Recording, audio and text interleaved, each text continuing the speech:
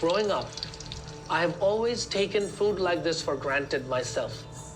And all over India, we all still do it. But truth is, that's really what we have all been craving. And to my biggest surprise, that line only grew.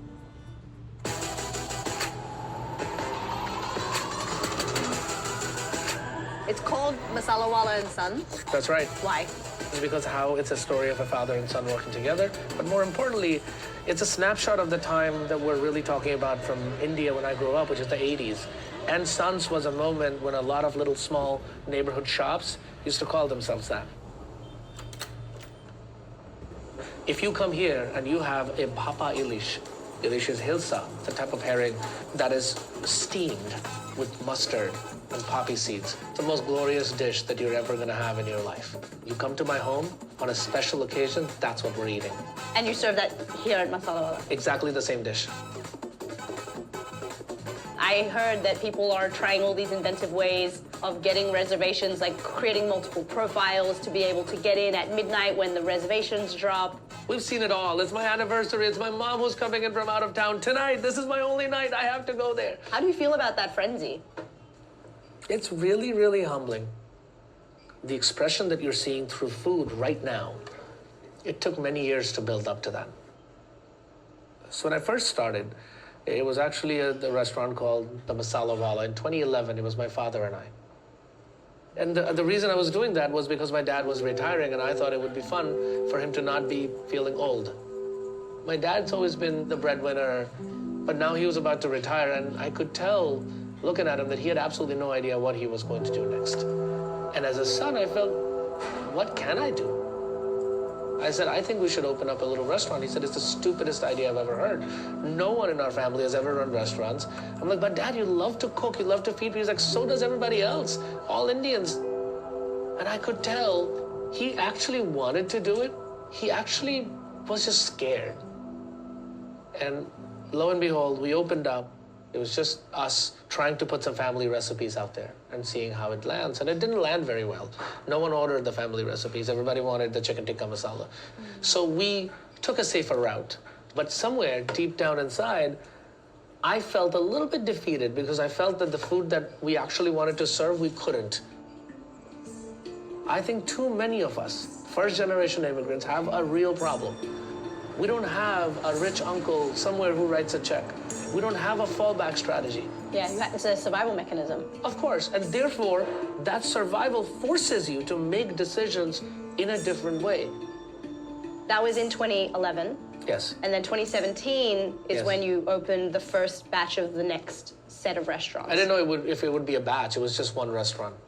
So what happened in those 6 years? Learned a hell of a lot of stuff. From the original Masalawala? Oh, without a doubt. I was involved in every possible thing of what the restaurant was, from what the menu is, what the price points are, why are certain things working and not working.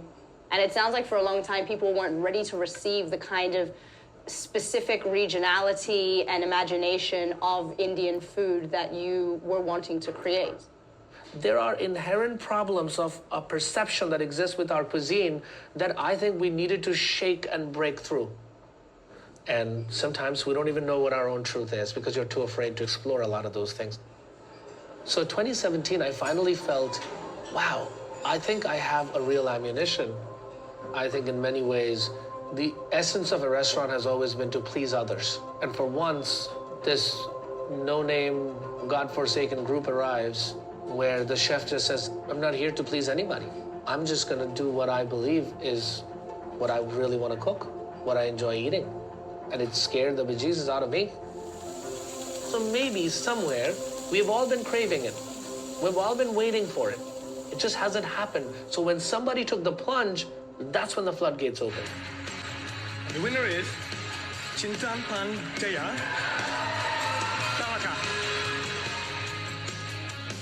Over the 22 years that I have been cooking, nobody believed in it. I met this guy 5 years back, and after a few years, I realized that he's a bigger idiot and stupid than me because he believes in my ideas. And because he believed in my idiocracy and stupidity, that I'm stuck.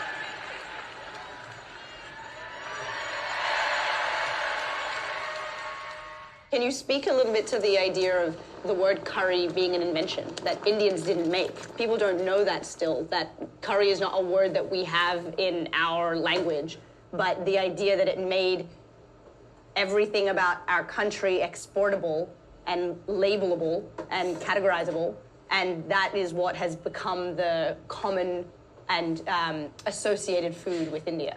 None of our restaurants, actually, we don't use the word curry. And I have nothing against it. It's okay. It's chicken tikka masala is okay. I'm not here to judge. I'm here to share. The screw up is, even what we have grown up to believe as Indian food. Oh, this is Punjabi restaurant. It's not really Punjabi restaurant. No Punjabi mother is pouring heavy cream and calling it a korma. This is not how we're grown up. That's Mughlai meets something else, and it's an invented cuisine that we have embraced as Indian. And even the inception of Indian cuisine has such a tie-in with colonialism.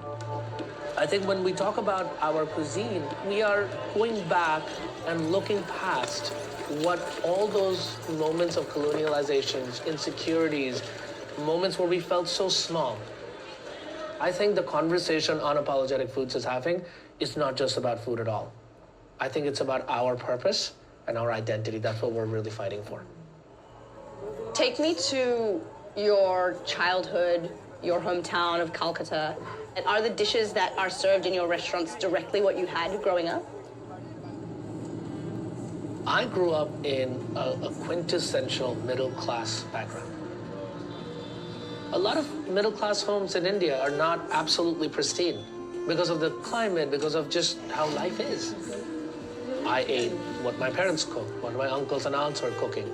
I didn't have access to a lot of ingredients, various kinds of cheese, etc., that today's India has. This is a serious meal. একটা চামচ দাও তো কষা মাংসটা একটু নেব সবাই অল্প অল্প করে খাও তা নাহলে মনে হবে মানে পুরো জিনিসটাই তৈরি করা হয়েছে রনি ভালো একই রকম আছে খুব ভালো আমার চিনতে পেরেছি আমি সেই দিয়ে নামছি মাংস রান্না করতে বমা মা খুব মনে করে কথাগুলো তবে সবলি কস্টলি বড়া কিন্তু এইটা This is Roni's ancestral house. Roni is born here, brought up here only. He's grown here from up till age 12. But unfortunately, my parents, they are passed away. Today, if they had seen Roni like this, they would have been the happiest person in the world. All of us around the world believe that beauty only comes when you go to the richer part of the country. But there's another side of the country, as we call the forgotten side of India, that has tremendous beauty of its own. That person standing on a roadside, slinging a biryani. You smell it right there, you see the steam, and you see the crunch, then you can almost just taste it by looking at it. And you just pick it up, put it into your mouth, and it's heaven. The truth is, we have never fully celebrated that part of India outside of India. আপনি কতদিন আছেন এখানে আমার তো 15 বছর Thank you. It's a different feeling. And on the streets, you don't want chili chicken in a restaurant. बहुत बढ़िया है भाई. See this? These burnt moments. That's what makes it real. Most of the people say Indian food is really niche. It doesn't have a market for it. Do you know why we say that? Why? Because we've always served something that has not even been Indian food. Yeah. So we lost many audiences from all over. So if we never served our cuisine, how do we know if people would have loved it or hated it? The purpose of Unapologetic Foods is we've done nothing special but simply removing the curtain and telling the world, look within us. We're not afraid. If something is broken, so be it.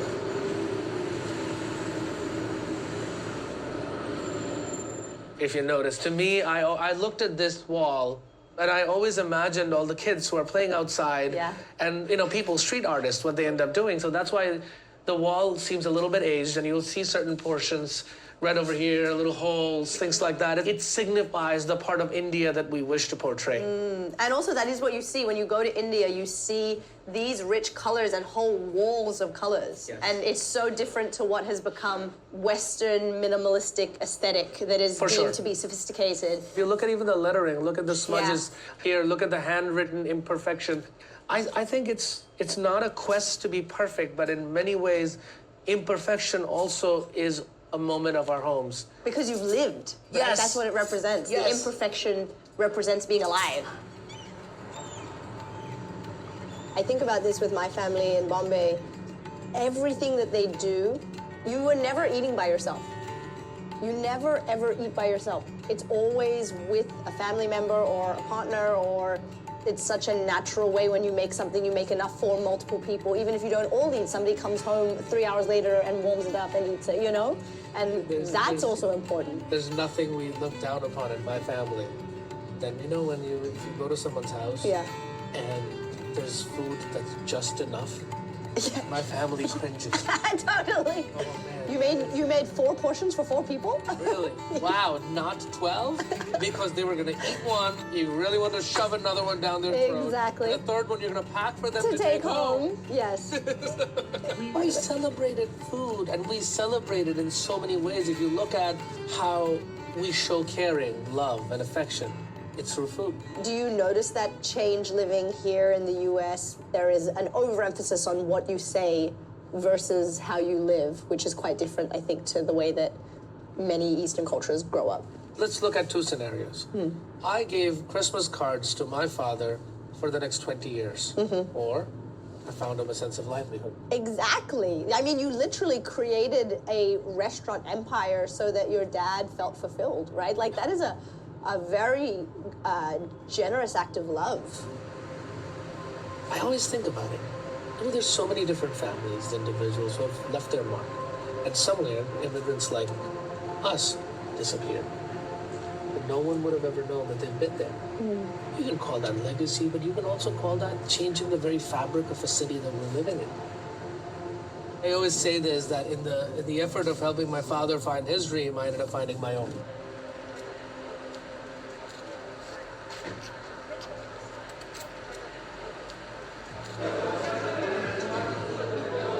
This is Chef Chintan, How are you guys? the man behind the food.